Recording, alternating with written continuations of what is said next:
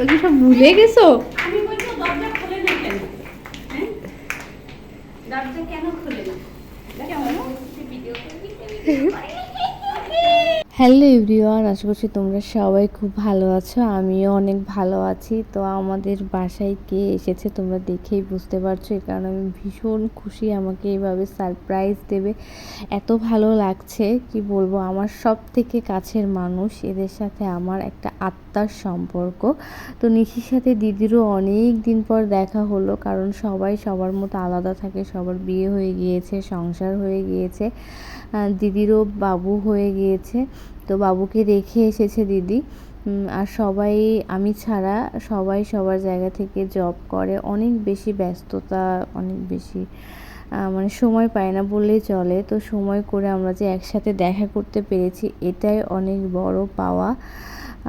তো যাই হোক, ওয়েট করছিলাম নিশির জন্য, কারণ ও যেহেতু ঢাকার বাইরে থাকে, সেই কারণে ওর জন্য আমাদের একসাথে হওয়াটা হচ্ছিল না। আর আপু আসছে, ওর বাসায় গেস্ট এসেছে, না হলে ও তাড়াতাড়ি চলে আসতো। তো আপুর জন্য ওয়েট করছি। তো দেখো, আসার সাথে সাথে আমাদের পুরা দমে গল্প শুরু হয়ে গিয়েছে। মনে হচ্ছে অনেক দিনের, অনেক বছরের জমানো কথা, সেগুলো আজকে আমরা সব শেষ করতে হবে, সব বলতে হবে। আর ফোনে তো কথা হয়, কিন্তু তারপরও ফোনে কথা হলেও মনের কথা সব কিছু সামনাসামনি যেভাবে বলা যায়, সেভাবে ফোনে মজা আনন্দভাবে হয় না, সবাই একসাথে হওয়াও হয় না, সত্যি কথা।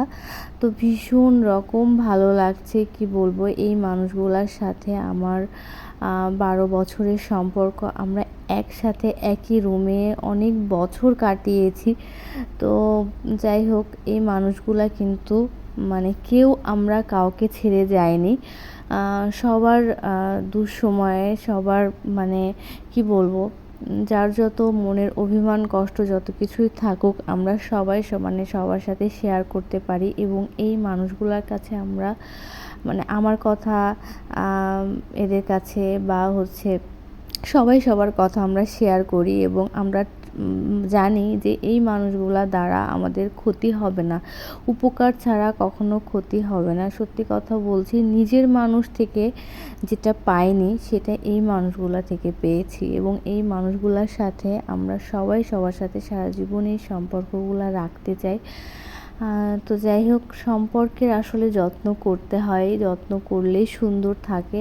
আর কি বলবো, নিজের মানুষগুলোর সাথে মিশেও দেখেছি, এদের মানে মুখে এক মনে এক, এটাই হয়েছে যখন বিপদে পড়েছি। কিন্তু এই মানুষগুলা যতটুকু পেরেছে সবসময় পাশে থেকেছে।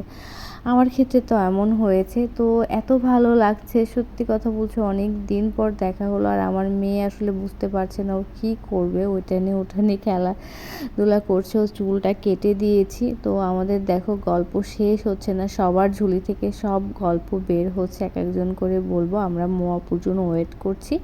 তো আপু আসলে আরও বেশি আনন্দ, মজা, অনেক কিছু হবে। তো পুরোনো দিনের কথাগুলো মনে পড়ছে। আমরা যে একসাথে একটা রুমেই থাকতাম, এমন আছে যে একটা বেডেও মানে একসাথে করে ঘুমিয়েছি। সেই দিনগুলো সত্যি অনেক বেশি সুন্দর ছিল। এখন ছটফট করি, কবে দেখা হবে, কবে দেখা হবে। তো সব এই যে অনেক মানে পুরো 1 বছর পরে দিদির সাথে আমার মাঝখানে হয়তো বা দেখা হয়েছে, কিন্তু এই যে নিশির সাথে পুরো 1 বছর পরে সবাই একসাথে, গতবার পয়লা বৈশাখে এক হয়েছিলাম, আবার এই যে এক হলাম। দেখো কত হাসাহাসি হচ্ছে, আমরা এমনভাবে গল্প করি, হাসতে হাসতে শেষ। মানে কি বলবো, আমি অনেক দিন পরে আমার মনে হচ্ছে যে ভিতরের সব কষ্ট আমি ওদেরকে বলছি, এবং হাসি, সব কিছু মিলেমিশে মানে আমার আমিকে পেয়েছি আর কি। কারণ রিধিকে নিয়ে থাকি, তারপরে জীবনে অনেক বেশি ঝড়ঝাপটায় গিয়েছে, এবং এখন পর্যন্ত যাচ্ছে, মানসিকভাবে একদমই বিপর্যস্ত। আর বলবো, সবার জীবনেই সমস্যা আছে, আমাদের এক একজনের জীবনে এক এক ধরনের সমস্যা। সেই সমস্যাগুলো নিয়েই আসলে বাঁচতে হবে। আমরা সবসময় ভাবি যে নিজের রক্তের সম্পর্কের মানুষগুলাই মনে হয় অনেক কাছের হয়, তাদের সাথেই সব কিছু শেয়ার করা যায়, কিন্তু না, বিশ্বাস করুন, নিজের মানুষগুলা আপনার পিঠে ছুরি বসাতে 1 সেকেন্ডও দেরি করবে না। কিন্তু আপনার সাথে যদি এই যে বন্ধু বা বন্ধু-বান্ধব যেটাই বলি, যদি ভালো সম্পর্ক হয়, তারা যদি সঠিক বন্ধু আমরা পাই, তাহলে কিন্তু জীবনটা সত্যি সুন্দর হয়। অন্তত তাদের সাথে নিশ্চিন্তে এই কথাগুলো শেয়ার করা যায়, এই আর কি। তো যাই হোক, অনেক দিন পরে দেখা হচ্ছে, সবারই অনেক কথা জমে আছে। এত ভালো লাগছে, মনে হচ্ছে সময়টা যেন না শেষ হয়, সময়টা যেন না শেষ হয়। তারপরে দেখো আমাদের মিষ্টি আপু, আমার মৌ আপু, আমার অনেক পছন্দের ভালোবাসার মানুষ, প্রত্যেকটা মানুষ এখানে আমার অনেক ভালোবাসার।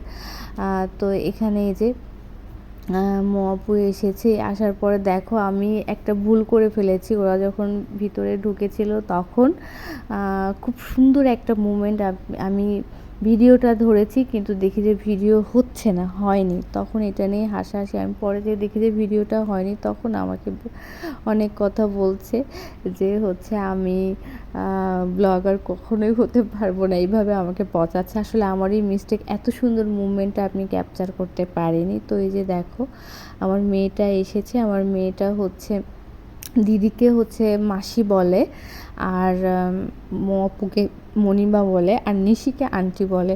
তো যাই হোক, এখানে আমরা চলে এসেছি ছাদে, একটু নাচানাচি করব।